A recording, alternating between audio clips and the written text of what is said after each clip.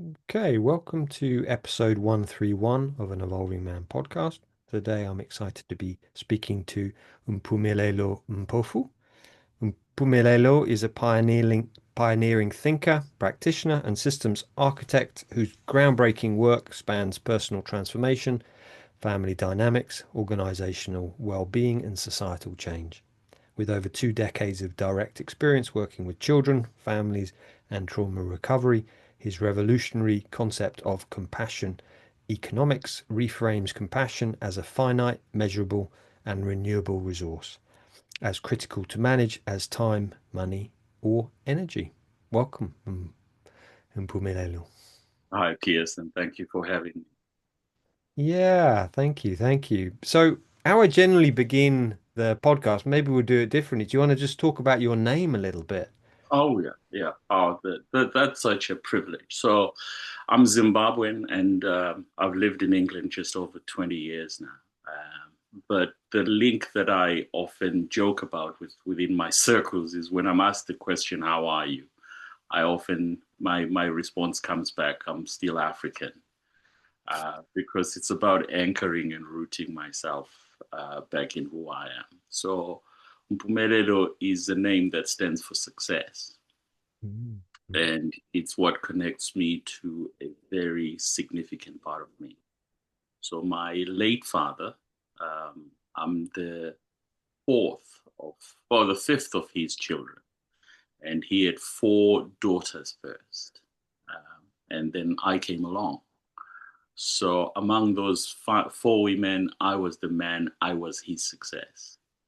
And so that's what my name means. And it's what I connect to him by. So I don't know how much you know of Southern Africa. What's now known as Zimbabwe then was Southern Rhodesia.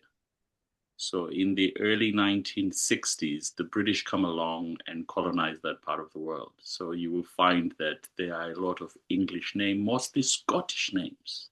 Mm. So people tended to have a name from our part of the world and then an English name. My dad, in his wisdom, refused to give me an English name. The story that I'm told, I was there, but I wasn't well enough to understand, was that when the so he was a school teacher in a primary school that was being started by missionaries. When they said, "So what is his Christian name?" The story is told that he said, "Well, he's always going to be heathen,"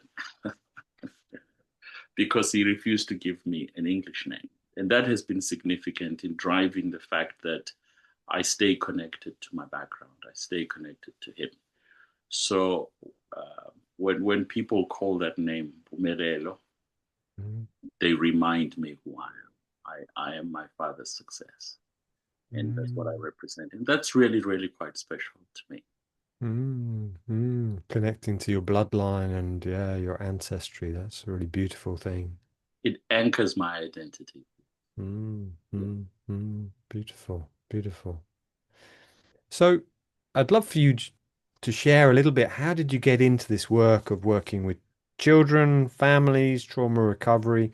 What was your journey into that? Mpumelelo? In a nutshell, um, I stumbled into it. So it wasn't a I'm going to get into this work type of thing. And I'm not going to bore you with too much of the details.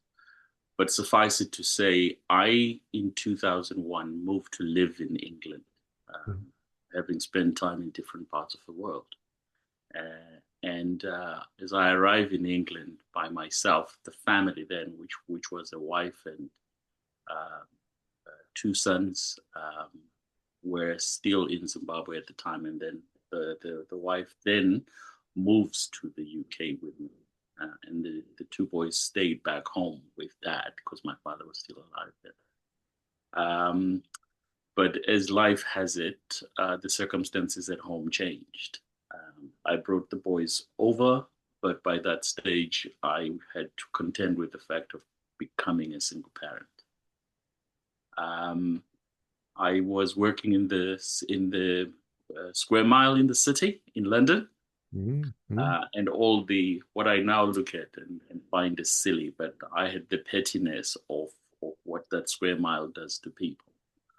But to try and operate in that environment and be a single father didn't work. I was either late collecting the children from school because I had a meeting, or I was going to be in the meeting at work and be late collecting children, or I was going to be collecting children and be late and be absent from work. So I then made the choice to say I would let go of the corporate side of things. And we both know, Piers, that the city pays obscene.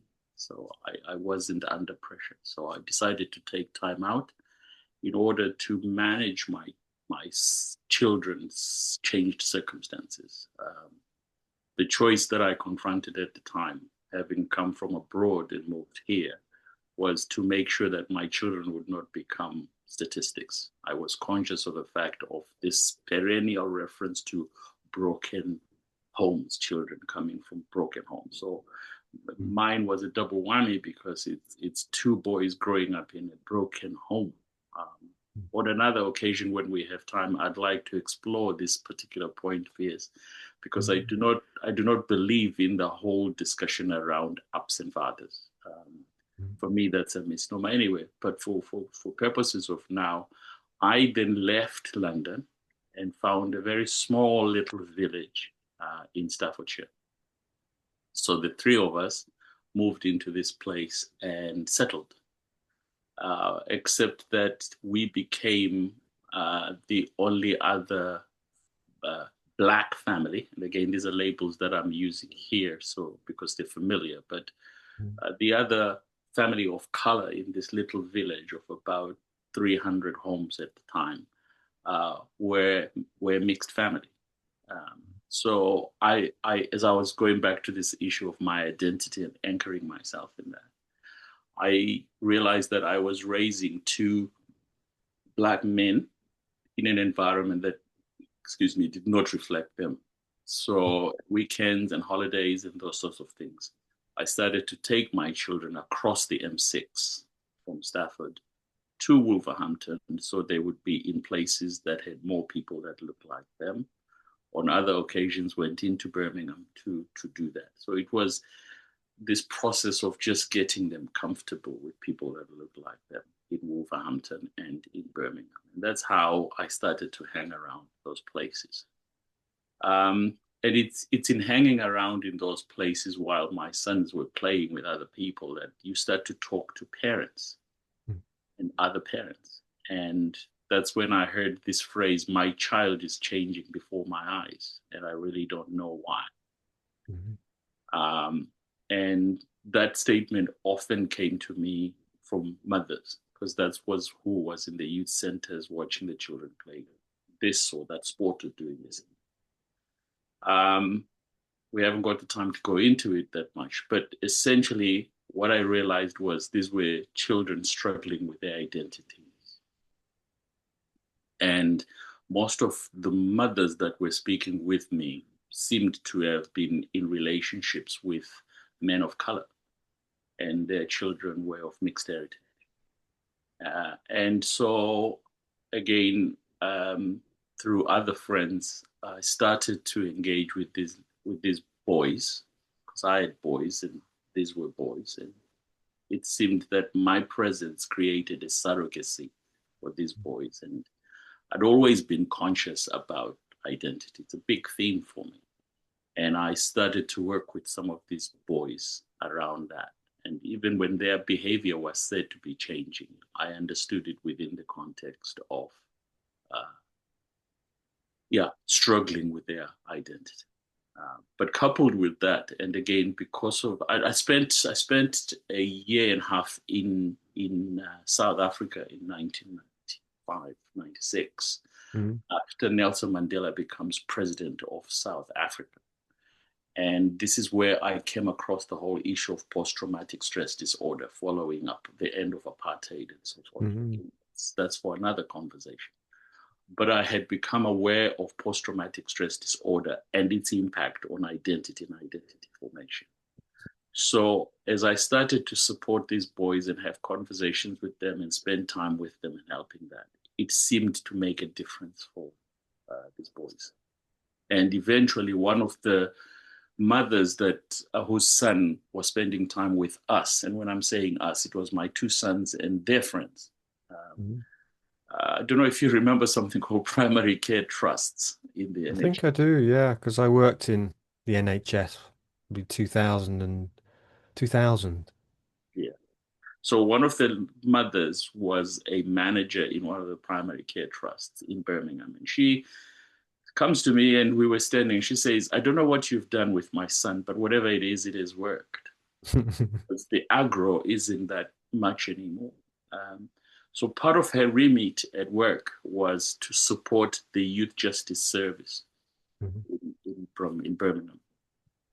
And so she says, can you think of ways in which what you do could impact some of the young people that we are struggling to support? Um, and so that was my introduction to a paid role in supporting young people who were going through the youth justice system. The official title is called Youth Offending Teams. I really don't like that label, so I have always referred to it as youth justice teams. So that's how I was introduced to the work around supporting young people who were in crisis, and that their behavior was not understood in the way that most of us wanted it to be. And gradually, I built up the work around how do I support those children and young people in addressing their identity? Because if we can address their identity and confronting their trauma narratives in their lives, it was with that background that I came to working with children, the Youth Justice Service. But the work with the parents remained something that was personal to me. It's something that I don't know. I've just enjoyed working and supporting parents. So I'm talking 2006, 2007 here, Piers, and I've carried on doing the work around that. So for my day job, it was all the consultancy and training work and design work with the youth justice teams, but outside those hours is where I would support those that I felt needed the service, even if they couldn't afford it. So that's how I come to this work. What wonderful work you're doing. Thank you. Thank you, Re- Peter. Really fascinating. I see that.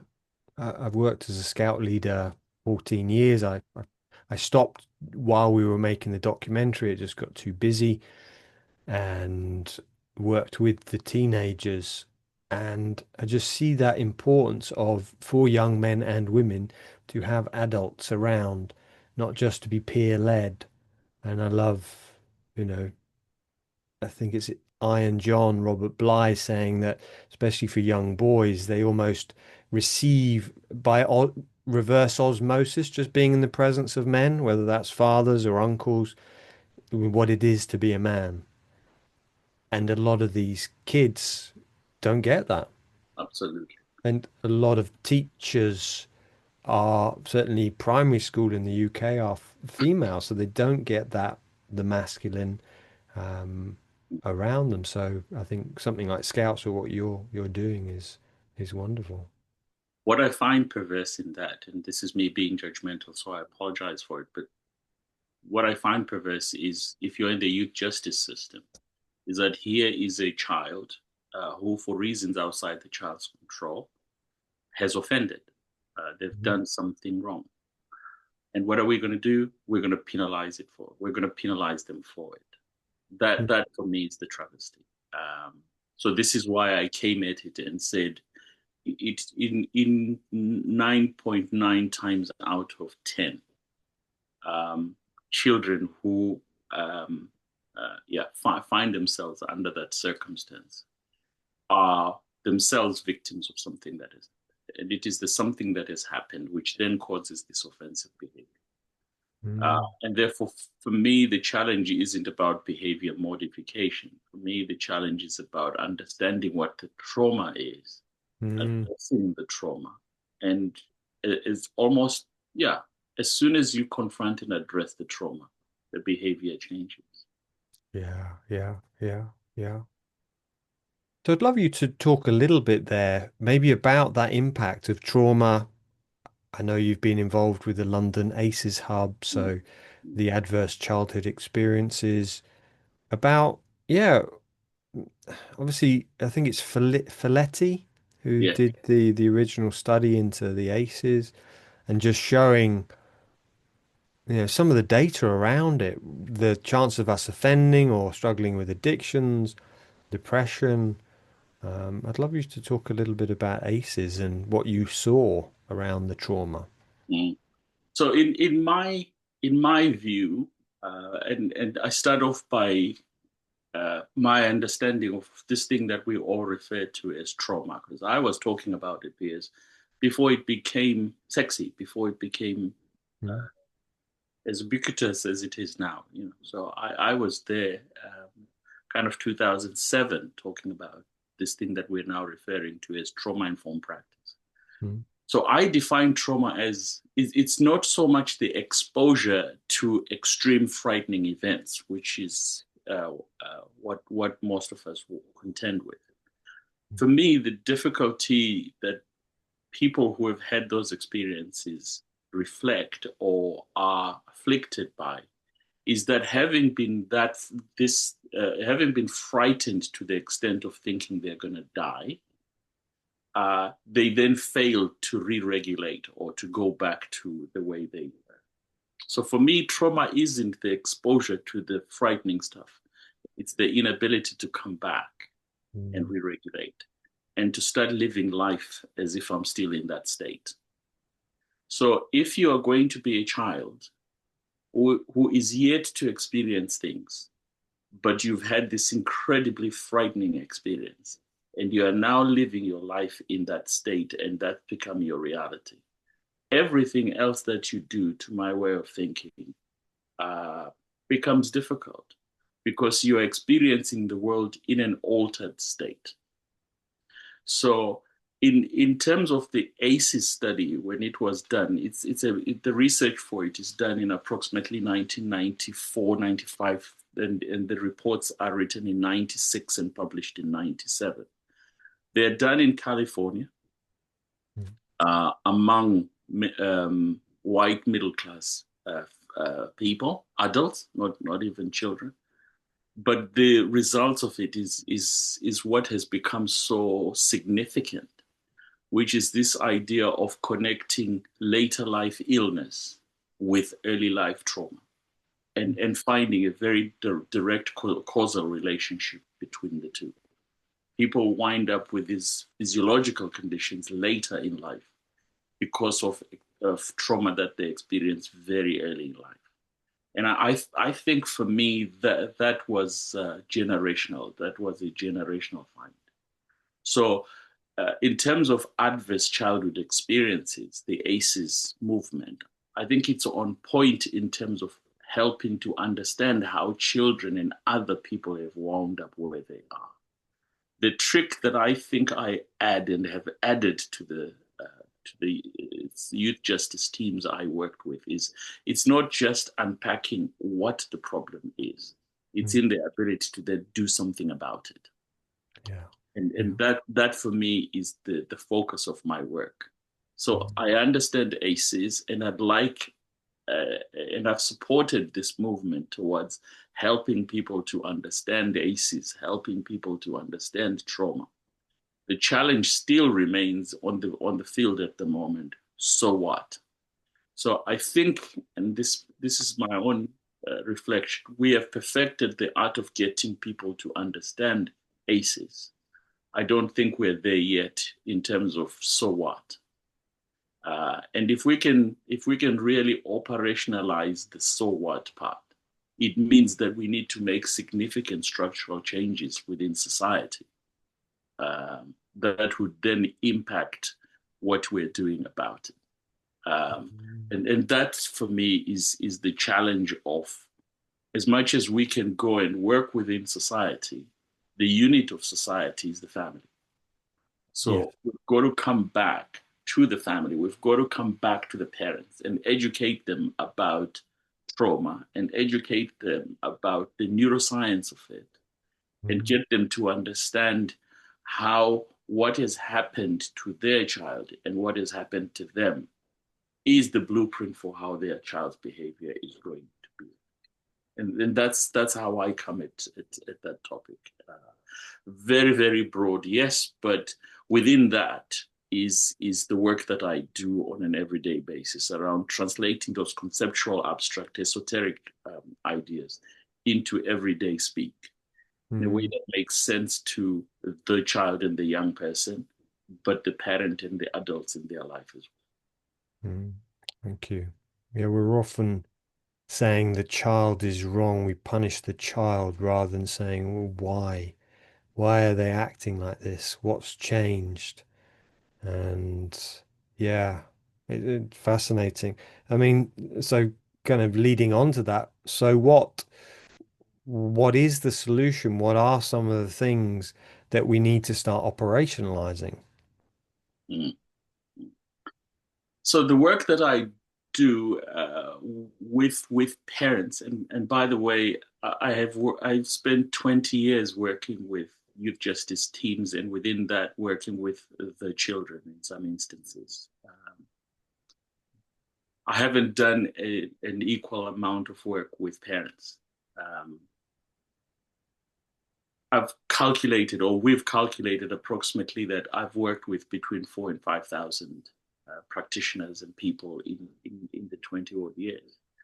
Um, and within all of that, the work that I now do, compassion economics, arises from my experiences in that work.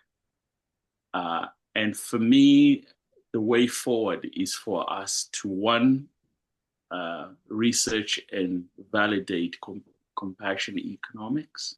And number two, I think a good part of society will benefit from understanding and implementing compassion economics. So what do I mean, compassion economics?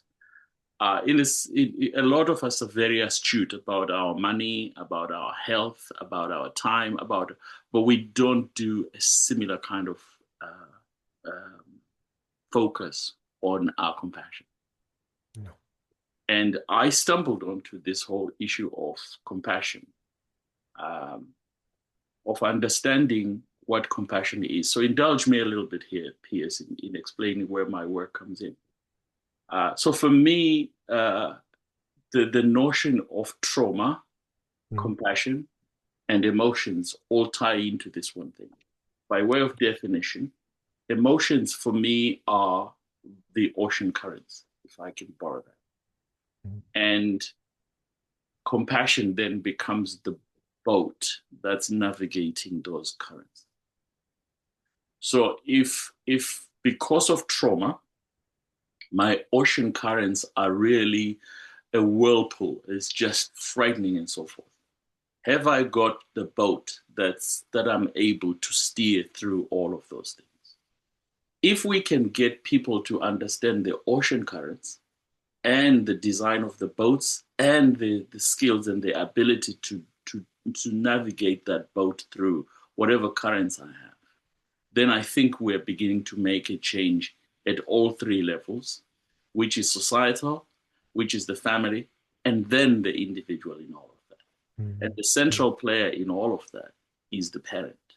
And this is why I have chosen that while everybody else is not to discount other work, what I'm bringing to the equation is let's do some work around and with the parent, because the parent creates the environment in which parenting happens.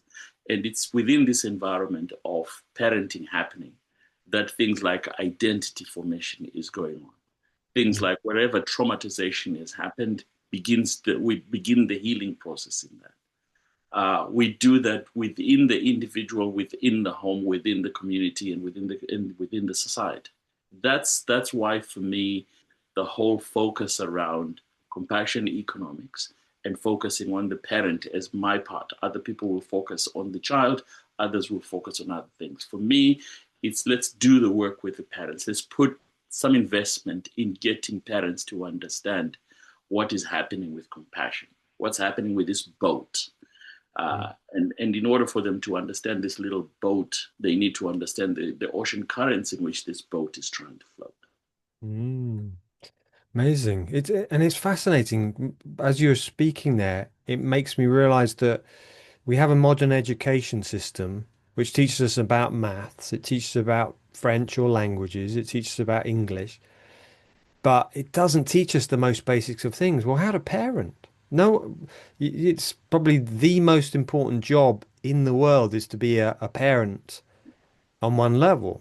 Mm. Yes, there's also the inner work of taking care of the self, but we never get taught that. We don't get taught, how to deal with emotions, emotional intelligence, all of these things. And yet we teach maths or trigonometry, and it's like most people never use it again. Whereas parenting or emotional intelligence or how to deal with finances, we don't teach these things. And yeah, doesn't make sense. I, as I said, I've been in this space for the last refocused on just parents. I've been refocused on just parents for the last 5 to 6 years. It's Mm. very rare. In fact, I'm going to be even bolder and say I've not seen those two words together, parenting and curriculum. Yeah. Not seen those two words together.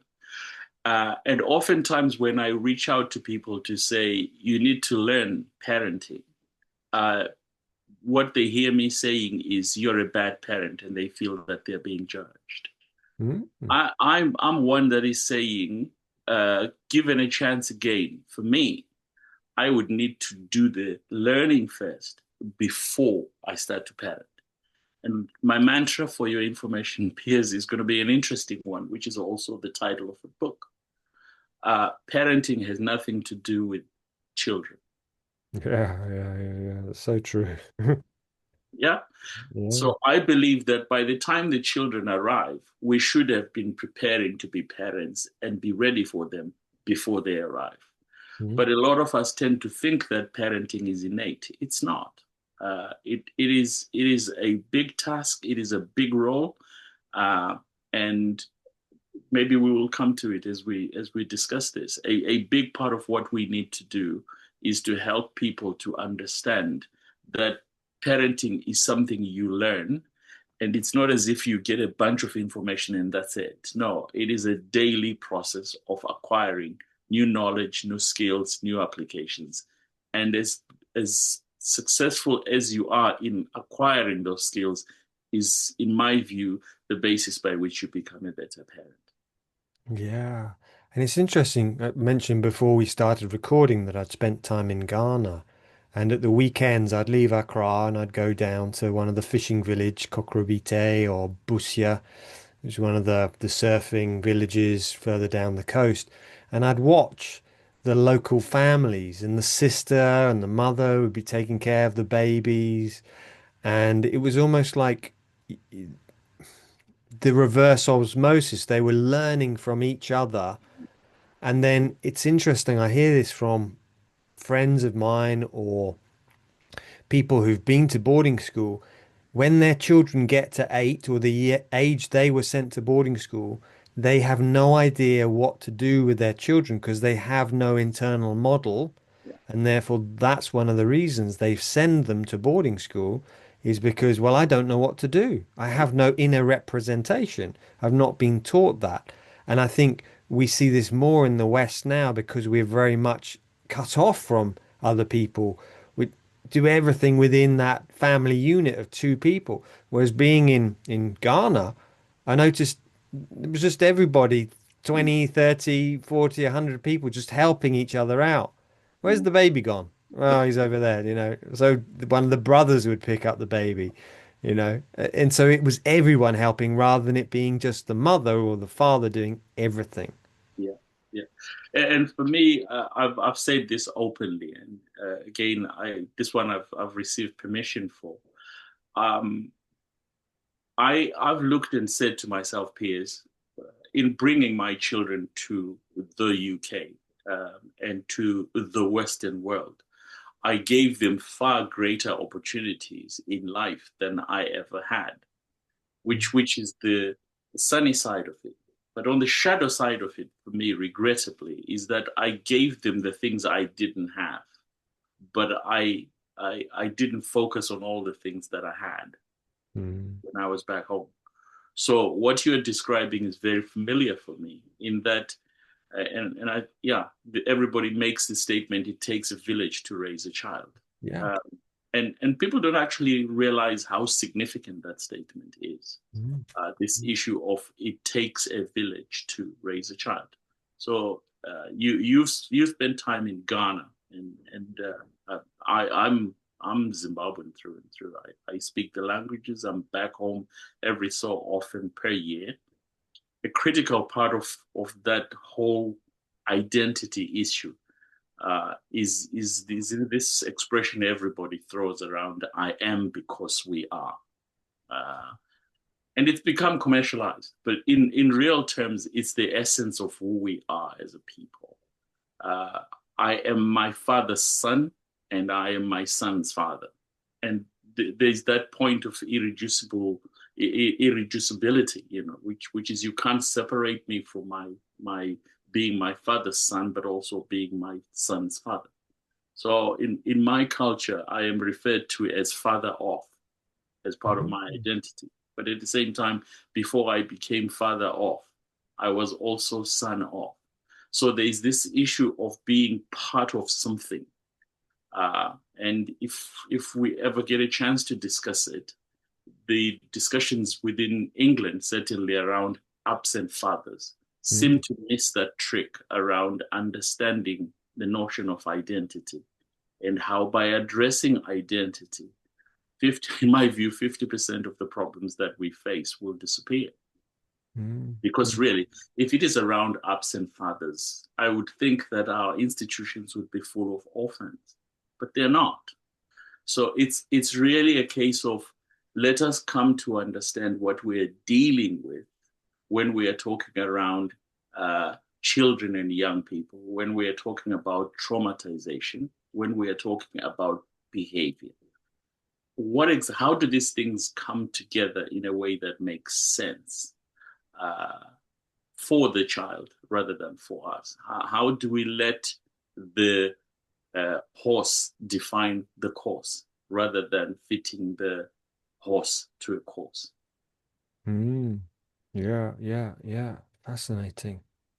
So I'd love for us to kind of rewind a bit because I know that you went to boarding school in Zimbabwe. So I'd love you to share because obviously I had a guest on a few months ago who talked about his time in a Rhodesian boarding school. Yeah. And I would love for you to share a little bit about, what age you went, what was that experience like? Yeah, yeah. So I was really fascinated when I saw that podcast, and I've watched it. Mm. So I was listening to someone describing an experience in the same part of the world that I went and had, and finding that our stories were as far apart as possible and yet similar. Yeah, yeah, yeah. Yeah. So I went to boarding. So in Zimbabwe, in Southern Rhodesia, then um, school starts in January to December. So the three terms divide between January to the beginning of April, and then from May to August, and then from September to December. That's how it is divided.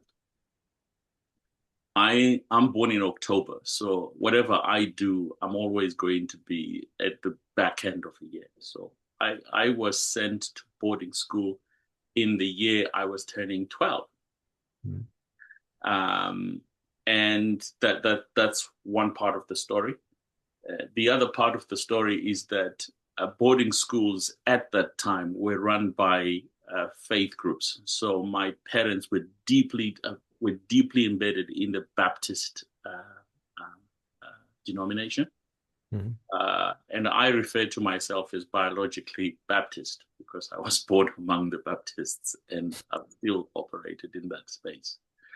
Um, the so I'm talking here kind of 1970s. So going into boarding school at that time was very expensive, and it was difficult. It wasn't something that was taken lightly. And being the older of the two sons in the family, it was imperative that, in my parents' view, I would get as good an education as possible. And so that's how the decision was made for me to go to boarding school. Except that they couldn't afford it. So again, through Baptist missionaries, a way was found for me to go to boarding school. And looking back on it now, kind of mid 1970s, I now recognize what was happening as traumatic. But thankfully, it's not crippling. So I cannot refer to it as post-traumatic stress disorder. I somehow, other in the time between when it happened and now, other experiences have come which have helped me to process the stuff. So again, in terms of my trauma training and what I teach people, is that if we can help people with tools to manage the trauma and process it, is how we reconcile ourselves to it. So the decision was made then, and I wound up in boarding school. That's then reflected 4 years later, where again, through a cocktail of unfortunate circumstances, in the year I was turning 14, we get pulled out of boarding school back into a day school setting, except at that age, I now go to live on my own. So it's trauma upon trauma. And so I live on my own for about 2 terms. So it was the third term of my third year in secondary school, and the first term of my fourth year in secondary school. So it's trauma upon trauma.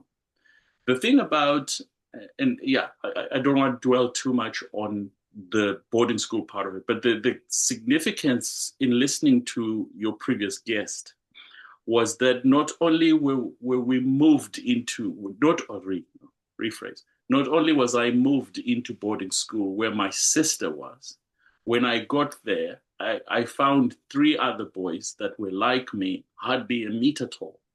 So the 4 of us became friends because we thought we were the same height. It wasn't a meter tall, and we became friends and we hung around together.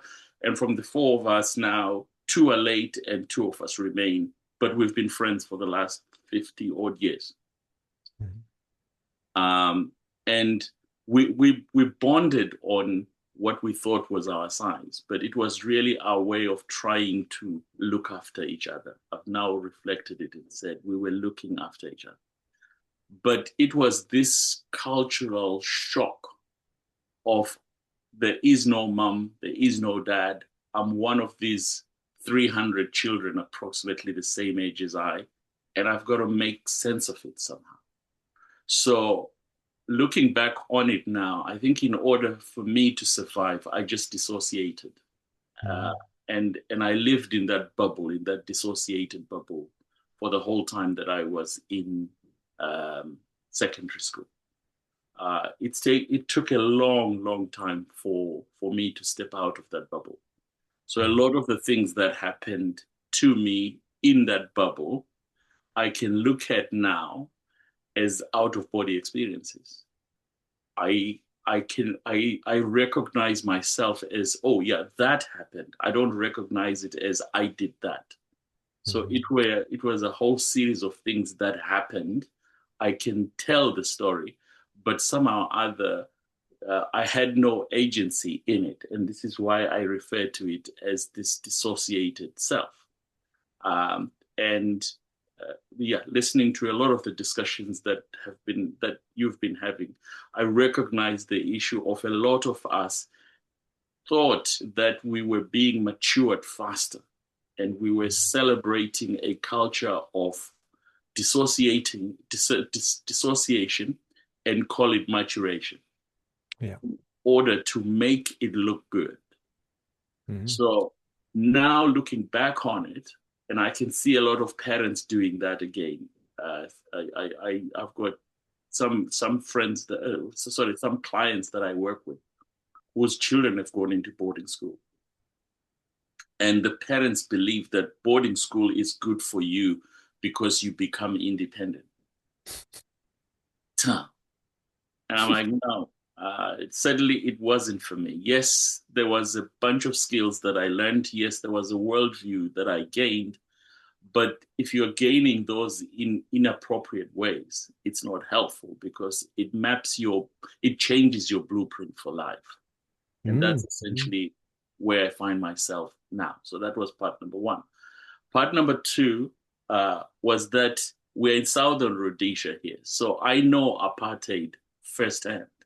mm, So you are operating in a system that is telling you that the tone of your skin represents you as something.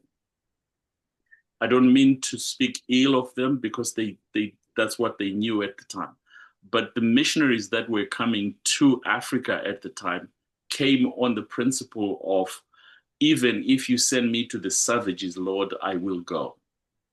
So they saw themselves coming to us, the savages, and they related to us as the savages. So they came to us as part of their sacrificial offer of themselves to God to go to the savages. So you can imagine what that does in respect of how they related to us.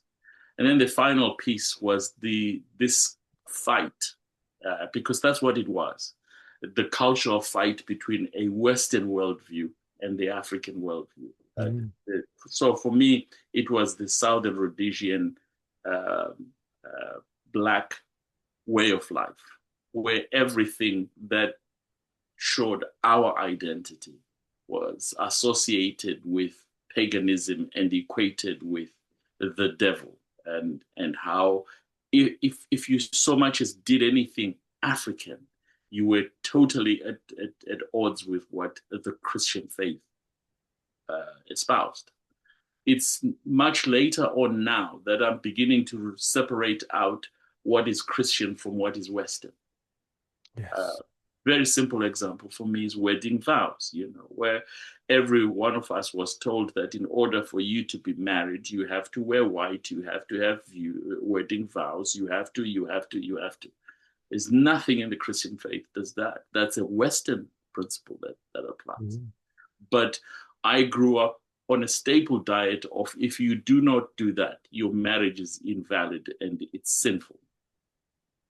So we went into boarding schools to be told that our identity was wrong, that our forefathers were now evil spirits, that everything that we had and we knew was an antithesis to what the Christian faith was.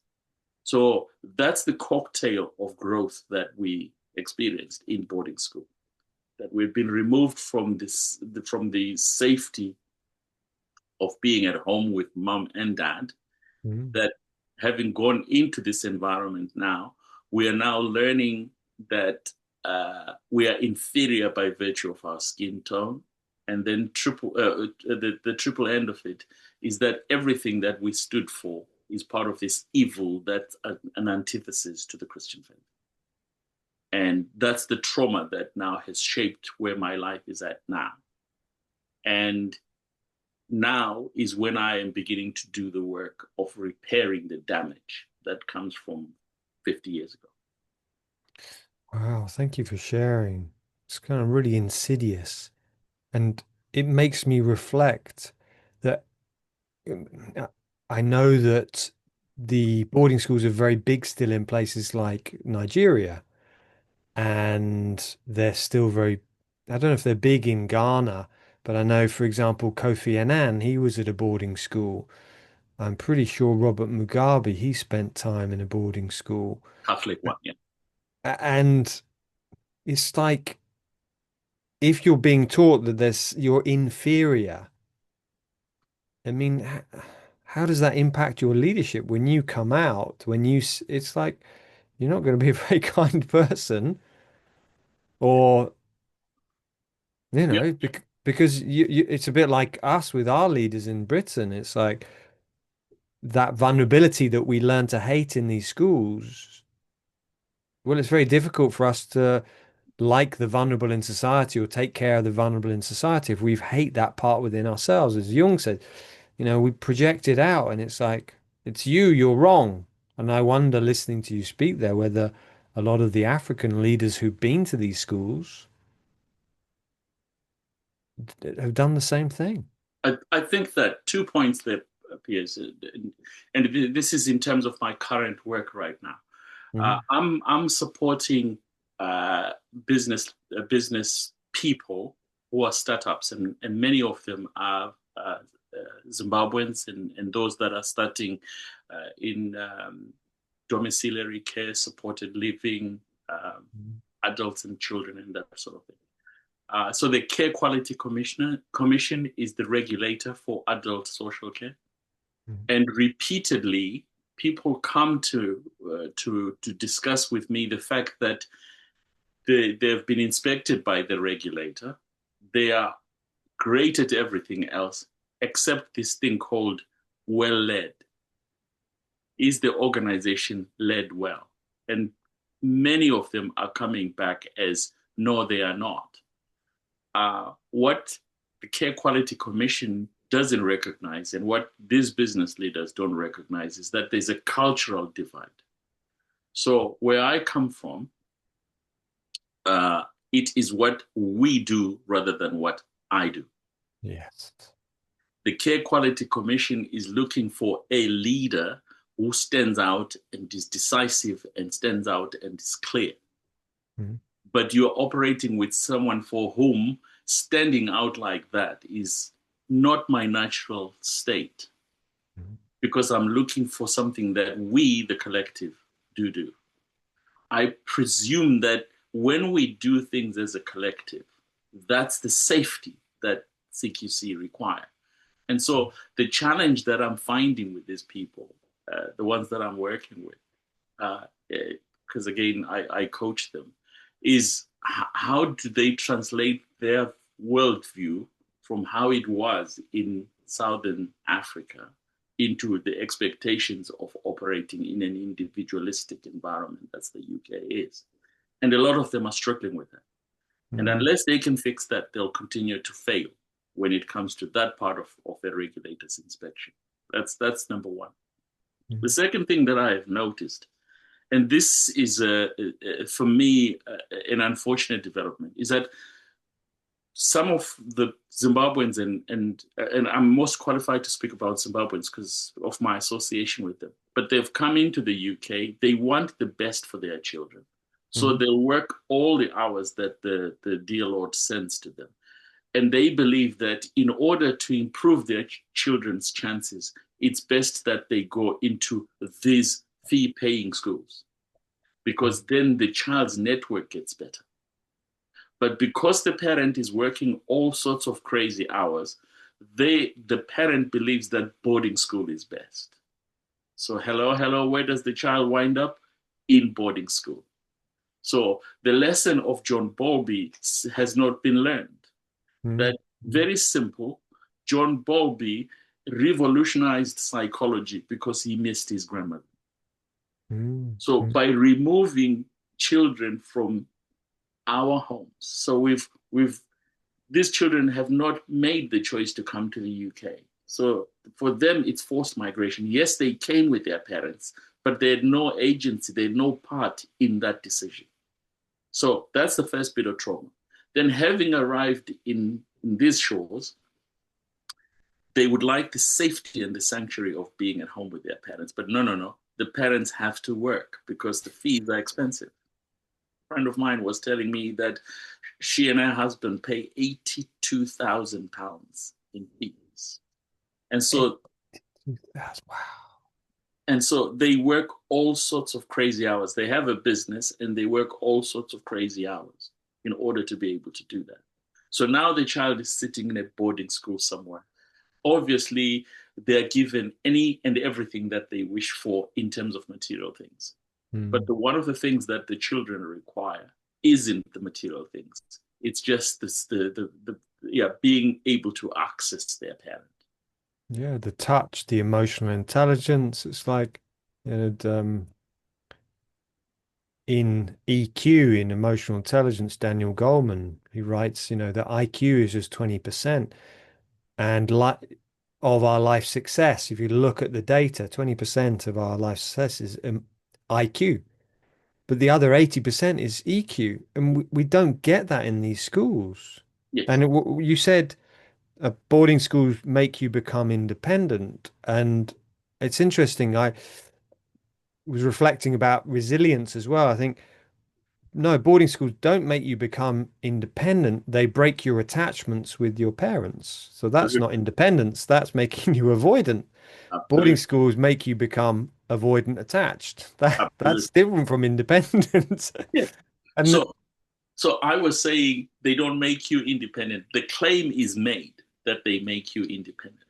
yeah, and then they say as well, another one is they make you resilient.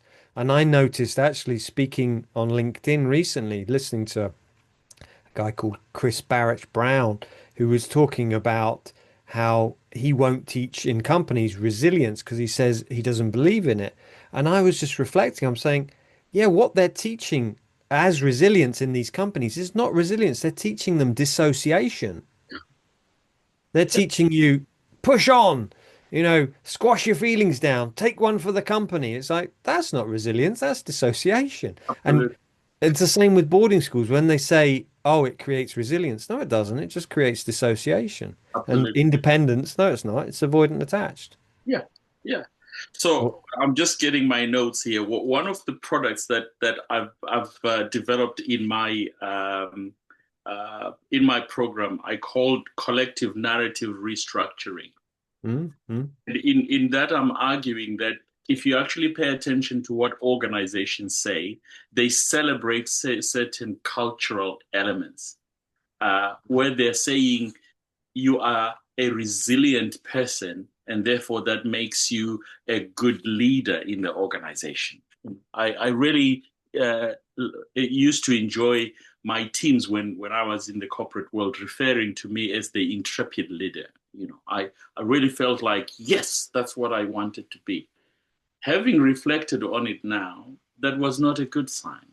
That was not a good thing about me because I look back now and see some of the harms that came from me trying to be this independent person mm, uh, mm, and losing sight of myself in all of that. So, no, boarding schools made me independent, but in this independent streak, there are harms that come as a result of it. yeah. There are people's feelings that come into it. There are people's experiences that I didn't uh, acknowledge well enough Mm, because I believed that the end goal was why we were trying to do what we were doing. So if you take, I forget whether I was saying this to you or to one of the person that introduced us, Simon, and I mm, don't think he's going to mind me mentioning his name. But one of the things I said is I'm a product of the export version of boarding schools. mm. And that export version of the boarding schools was centered around making us as English as possible. Yes. But do I want to be English? And the answer is no, go to my name. And you will Mm, see that in my name, there is no provision for me to be English. And so I've been bashing my head against the system all along because the system expected me to have an English name when I don't. And so it keeps reminding me that I'm not part of it because I didn't take an English name. And so my identity is itself problematic. And all that is part of this export version of boarding school. And mm. I kept there was a time when I was in boarding school where I attempted to find an English name for myself Really? to make life easier and better for me. Um, and the system quickly picked that up. Thankfully, though, uh, our government system at the time didn't allow for me to introduce this new name without going through the long road of going through the solicitors and all that. But if it had been easy, I would have just adopted this name and run with it. Interesting, because that's what I actually did. My name from birth was Piers, but I'm called Simon Piers Cross. But my parents, due to the they would have called me Piers Simon Cross, but there's two S's, S on the end of Piers, and then a Simon called an alliteration. So they Mm. called me Piers. And when I got to boarding school, I realized no one else was called Piers. And I'm like, oh my God, I don't want to be different. So I changed my name. I changed it to Simon. And then it became Ziggy as a nickname. And that was how I was known for those 7 years. As soon as I left the school, within the next day, I went back to Piers. And I saw some friends from school the other day, and it felt weird them calling me Piers because it's like, well, you've always known me as Ziggy Yeah. or as Simon. And I also know Boris Johnson. He was called Alexander when he got to boarding school, but he changed his name to Boris, which is Wow. his middle name. Yeah, yeah. So yeah, that's the impact of the export version of boarding school. So we Mm, were being prepared. I remember going to sixth form mm. in those very hard hats, you know, Yes. and you had to wear things for the crown. You know, we sang God's. It was God Save the Queen at the time. I knew that much better than I knew the local anthem for us. So everything about us was for the British system and the Western way of being. Even now, you will find that from the 12 to 13 million Zimbabweans, they divide up into uh, uh, 65, 70% of them are from the north, which is what's known as the Shona part of the world. And then the other 25% are from the south side where I come from. And then the other smaller languages will make up maybe 5%. I could be completely wrong on the numbers. Mm, But the thing that the system, the political system managed to do is that people are very fluent in English and whether they're Shona or Ndebele. But you will not find that the Shona speak Ndebele. They despise that. You will not find that the Ndebele don't speak Shona. They despise that. So we've perfected the art of trying to be English and hate people that look like you and are like you. This is what has happened to us as a people within this political system. That is found at its finest within the boarding school system. yeah, that hierarchical, that division. And Yeah. the references to seniors and juniors.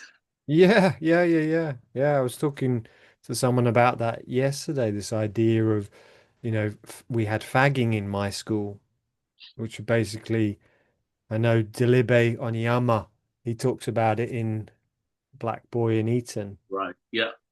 And he said this idea that, one of the senior students would shout out their door as loud as possible, and the young boy, the young student, the last, so everyone would run, and the last person to arrive was the person who had to do the task. Mm, mm. So you were on tenterhooks all the time. Right, quickly, go. All the, yeah, all the time. Yeah. So yeah, in terms of boarding school experience, I now look back on it and equate my experience of it to the Me Too movement, which Mm, is that I compartmentalized it in that dissociated state for 4 decades to then wake up one day and realize what I celebrated as a great time in my life wasn't actually a great time. Yes, it formed who I turned out as, and I didn't turn out all bad. But there's a whole bunch of things that I missed out on. There's something as simple as tasting food.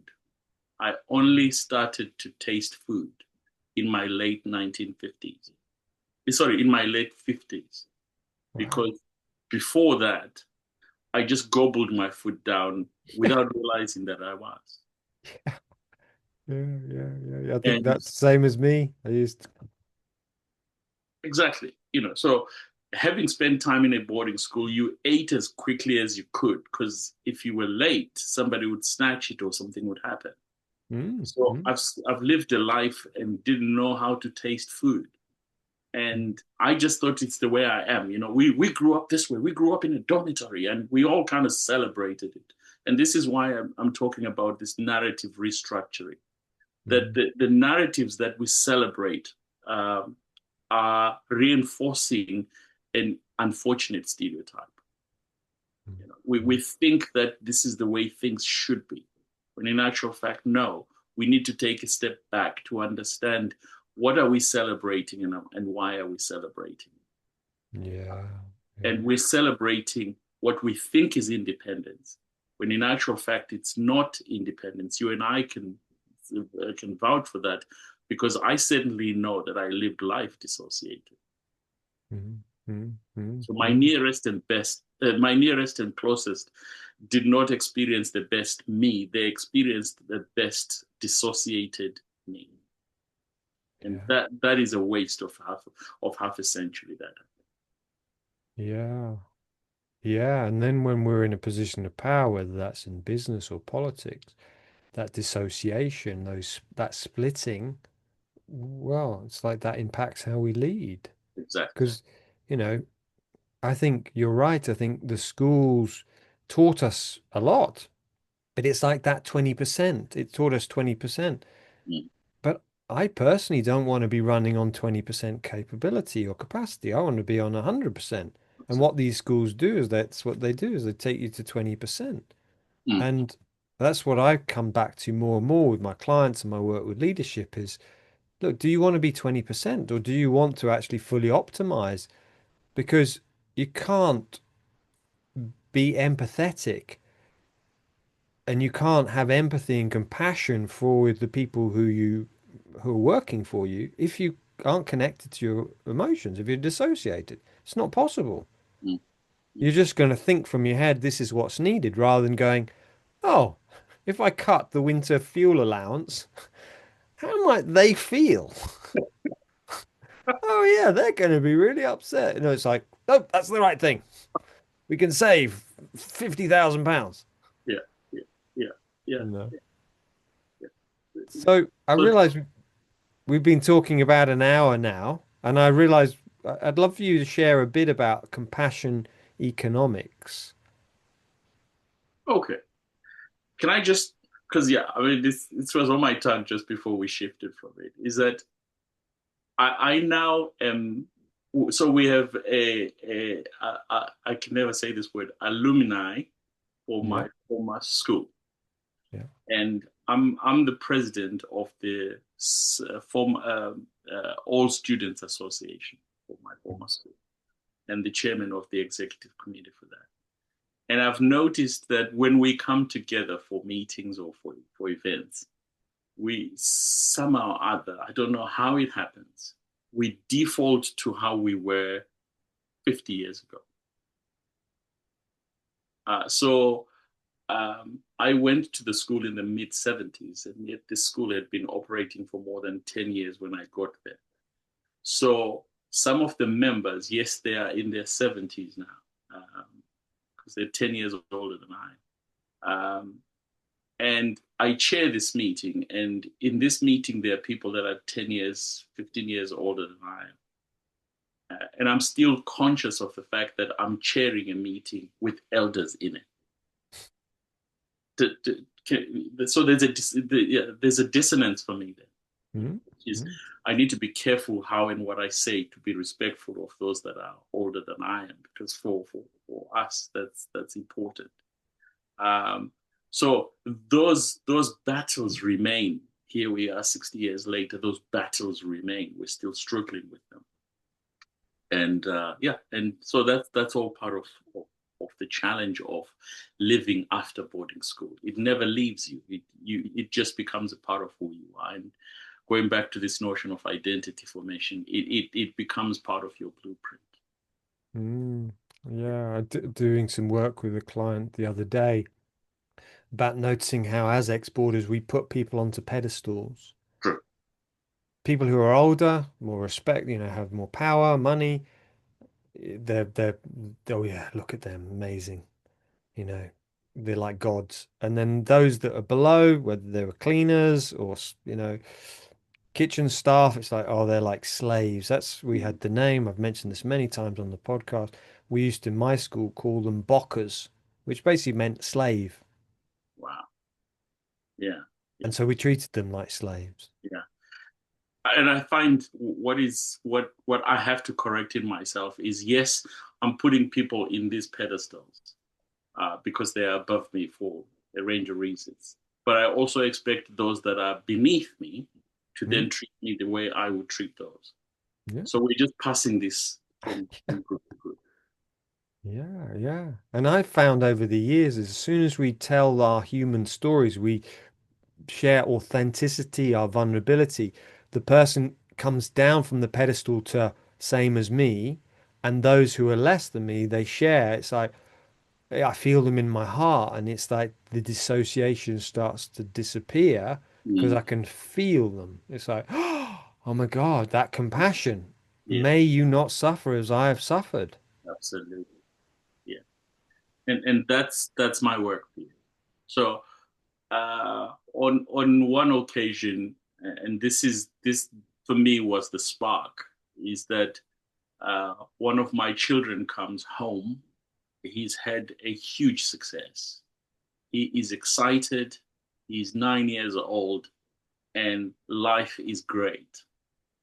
And I knew exactly how much this meant for him and to him. He had succeeded, and I've always wanted to be the greatest dad ever.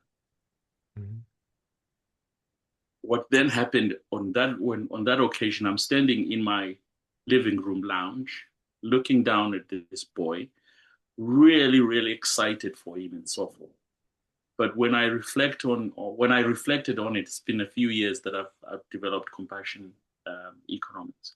I realized that I wasn't feeling what I was acting. So I was performing excited. I wasn't excited. Mhm. Mhm. It was this disconnect between what I intended to feel from what I was feeling. And I found out that I was just numb. But I played along. I mean, I was really excited and all that.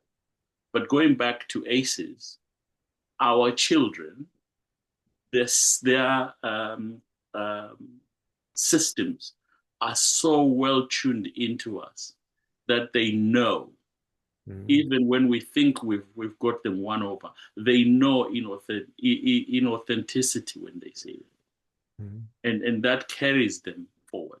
They feel it. They don't know what it is. They don't have words for it, but it's there. Yeah. Yeah. So it was in that disconnect that I something happened to me. Then after that event, I remember making a mental note of what's wrong with me. You know, how is it that I can't be excited for my son? A few weeks after that, I was seeing a coaching client, and she used a phrase that has stayed with me ever since. She said, "I've got nothing." So that phrase, "got nothing," because that's when I realized what I was feeling when my son was excited was I had nothing. Mhm. So that's what turned my mind onto what's this got nothing? What was I missing? So the whole idea of compassion economics centers around compassion, where, as I was saying earlier, compassion is the boat that we build to navigate the oceans of emotion. And as much as people want to be clever, IQ, the greater part of us as a species is EQ. We operate in our emotions. Mhm. And so I knew that, um, I learned that rather than I knew. I learned that compassion is what we deploy within a set of currents. And so when you take that into organizational life, what are the oceanic currents that are in that organization? And what boats do I build to navigate those?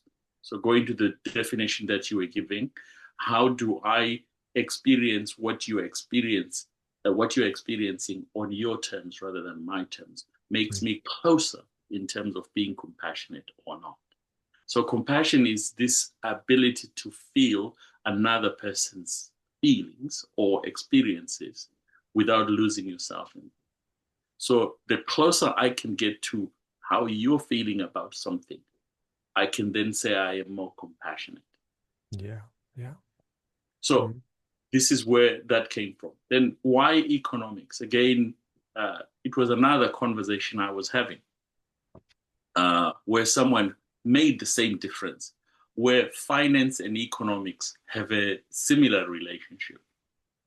Economics are all the currents, the climate in which stuff is happening. And then the finances are the availability of money and so forth. So when I put those two concepts together is how I come up with this idea of compassion economics, where I am saying the point where I felt nothing was because my compassion was depleted. And that's the nothing I didn't have. A lot of us in parenting are not aware of the fact that in order for us to succeed, we need to have a quotient, a degree of compassion. And unless we address that, we are in trouble.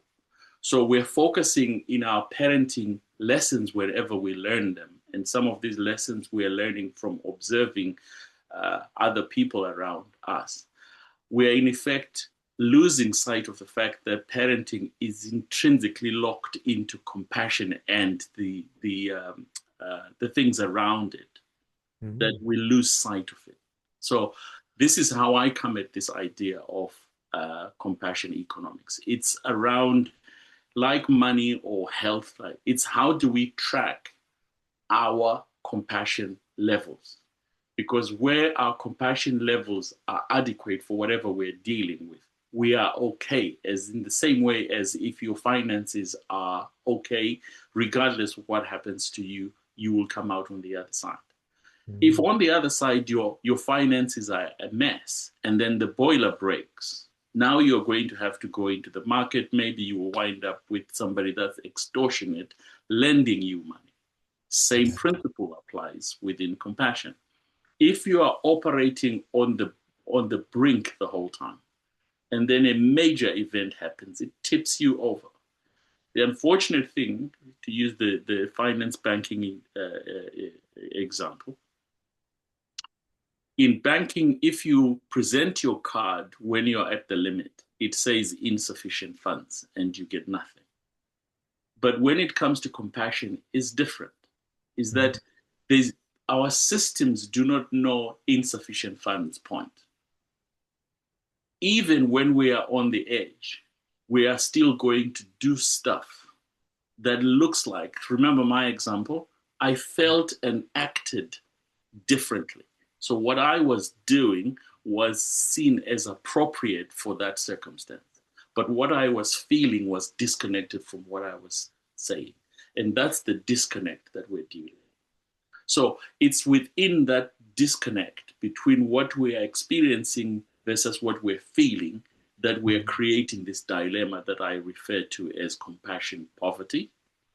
When something major happens, I refer to compassion bankruptcy. But the whole time, the thread that's running through that is compassion leakage. All our interactions, all what you and I are doing right now is the transactions that we're being compassionate with one another. If we're going to be compassionate with one another, what am I drawing on to be present with and for you? If I'm coming from a place where I am in balance, then I have the capacity to do that. But if I'm on the edge or I've run out, now I'm operating in deficit. And once you operate in deficit, at some point it's going to catch you out. So in terms of a work environment, compassion deficits, bankruptcy or poverty, is the manager that's screaming at people, shouting at people, snapping at people. When we come home to our children, we snap at them, we have no time for them, we're just in this hyper-aroused state.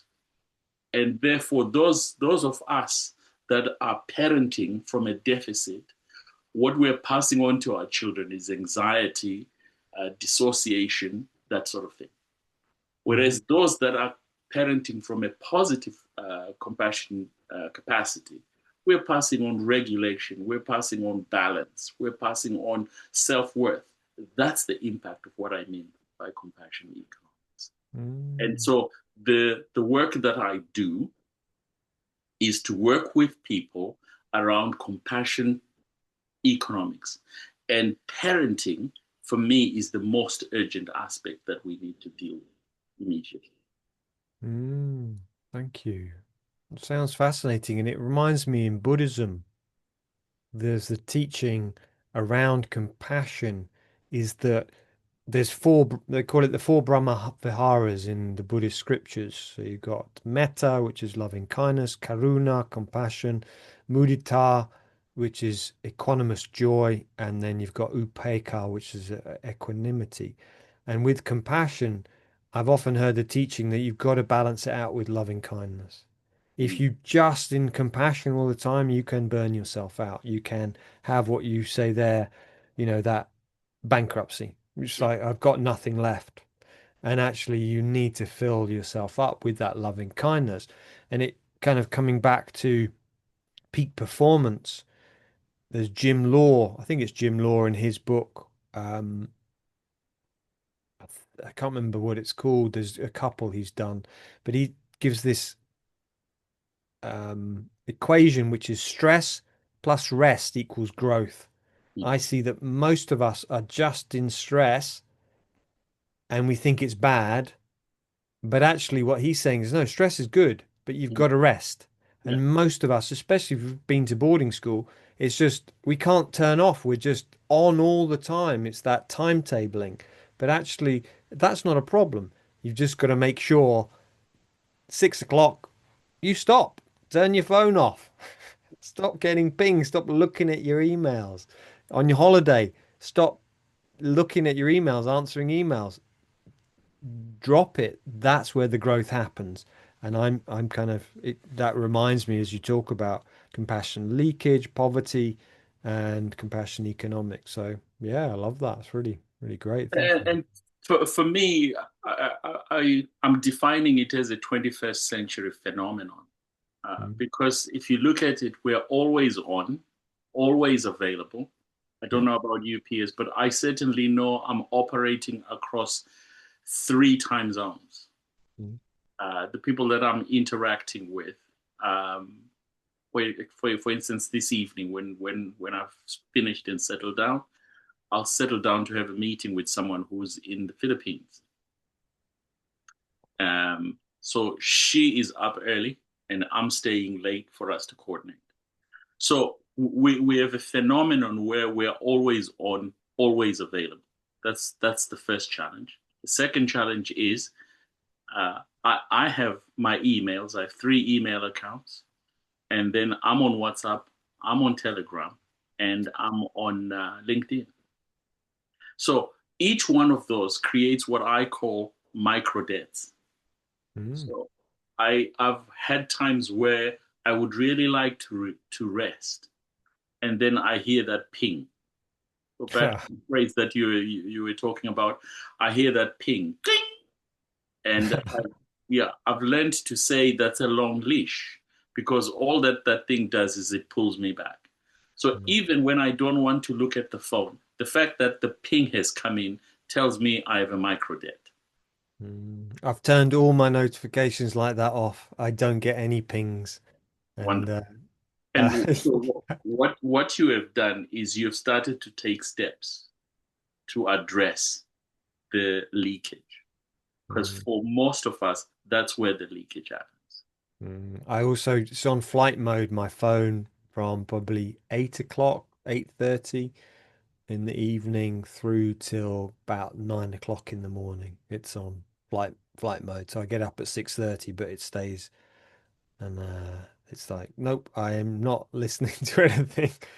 So to And illustrate the work that I do in terms of my coaching relationships, there was a lady that I worked with, and I have permission to share this, very senior in the NHS. And her household, she said, this is her words, is just chaos. That's the word that she used. Mm, There's a whole bunch of things that we did, but one of the things that I learned in my work with her was that she would she would wake up in the morning at 5:30 to look after at her emails in her inbox at work. And then as the house is rising, the children are getting ready by 6:30 and so forth. This is where the chaos would kick in. mm, And my reflection to her is the first thing that you are doing with your day is stepping into stress. And then you would like your children to relate to you when you are in that state. So, how is about for this month? At the time, I said to her, for this month, why don't you leave the emails, mm, attend to the children first, get them off to school. Then, when you have dropped off the children, have a look at what you feel. It did not take a week, Piers. Her household started to settle mm, because now that she was no longer starting her day stressed mm, and in that hyper aroused trauma state, mm, she was now, her children were experiencing her in a better state, in a regulated state. And by virtue of doing that, uh, without doing anything else, and again, this is where part of my work comes in systems theory. mm. When you change one part of the system, the entire system has to adjust. Yeah. So now that her state was more balanced, more regulated, she was getting up at the same time, and instead of the stress, she was listening to the birds. She was going outside the house. She was getting air. So Mm, as the children are rising, they're waking up to a mom who's regulated and is in a good mm, state in herself. Just that altered the circumstances in her home. But that wasn't the big success. She said for me, the biggest success was when she showed up. Now, this is a surgeon who shows up at the hospital first thing in the morning. She would walk in and the entire team is tense because you're kind of walking in that we call it the valley of the shadow of death. mm, mm, Yes, we are the patients that receive this care, but we forget that the carers themselves are conscious of the fact that they're walking us through possible death and stuff like that. She started to influence the feeling of the team by virtue of the fact that she's arriving regulated. mm, And so she saw the benefits in the settling the chaos in her home, but she also saw her impact on her team as she showed up for them to discuss which procedures are we doing today, how are we doing that, and that sort of thing. mm. Just from making a single change of stop looking at your X many emails first thing in Amazing, amazing, amazing. Wow. So we're just coming to the end today. I've really enjoyed our conversation today, the morning. Pumi. And I would love, how do people find out more about your work? What's your website? It's called avoidleakage.com. Avoidleakage.com. Yes. Okay. And So what I'll do, I'm living my product, Piers, in the sense that um, I believe in the product of letting things come to me at their own pace. mm, mm, So I've created a cadence which says the website is in bells and whistles that it's going to get to. So mm, I'm building it as I go, and I'm working with someone to do that. So in there, when they get to that uh, website, they will find that I'm currently promoting the parenting program that I started earlier this month. But the website will be built in time. But in there, you will still find my contact details. great, great. Avoidleakage.com. I'll put that into the description. And yeah, thank you so much. I've really enjoyed this conversation. It's been very eye-opening. So bless you for your work. And yeah, I look forward to speaking soon. Sure. Yes. Thank you for having me. It's been a good tour to walk down the last 50 years of life. Mm, beautiful. Well, thank you Right. very much, Mpume. Take Thank care. you. Bye-bye. Bye.